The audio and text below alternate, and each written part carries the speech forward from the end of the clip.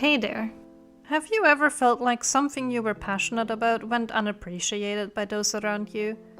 Yeah, me too. As you can probably imagine, I love art.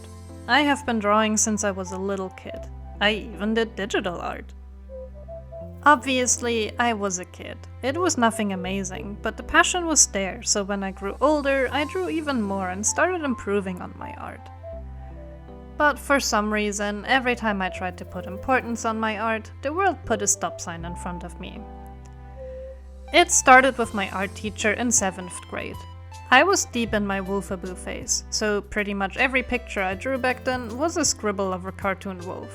My papers for school all ended up looking like I was trying to make an animated movie on the paper itself. My teachers usually didn't mind, sometimes they would even leave cute comments. Except my art teacher. She seemed bothered by it. She was generally more into abstract art, and that was reflected in the tasks that she gave us in her class. Now, at some point, she gave us this very specific task. Every student got a piece of paper, a Q-tip, and 5 aquarelle colors. Our job was to fill the entire paper with dots using the Q-tip, and to make it represent the South American snake god Quetzalcoatl. Since we had very limited tools and colors, you can imagine that the pictures of all the students ended up looking vastly similar. The only difference was where individual students ended up putting the colors. I sadly don't have mine anymore, but it looked something like this.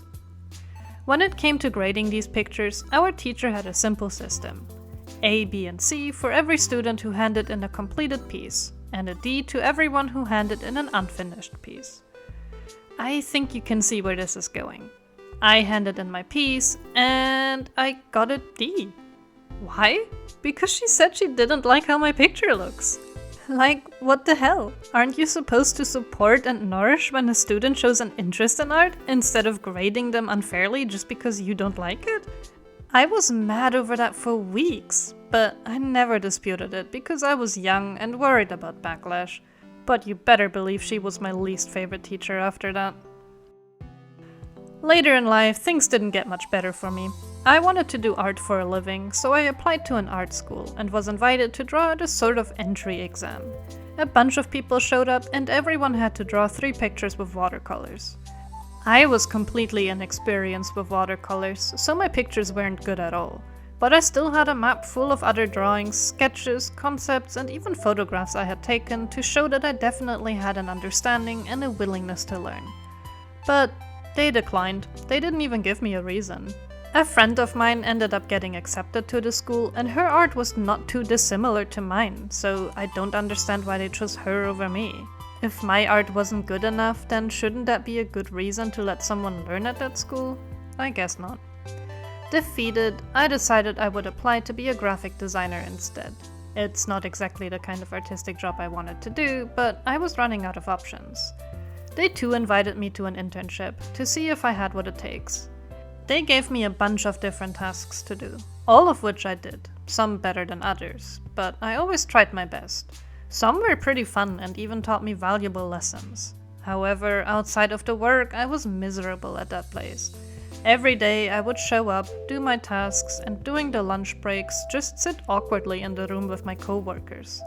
At the end of the internship, the boss basically told me that I am not social enough for this type of work, because I never spoke to anyone.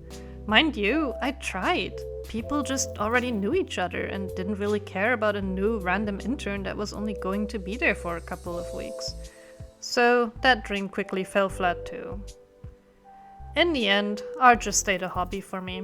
I still love drawing, and I would draw a lot. Most of what I do is animal art, because I love animals. And now, I guess I don't have to worry about being good enough anymore.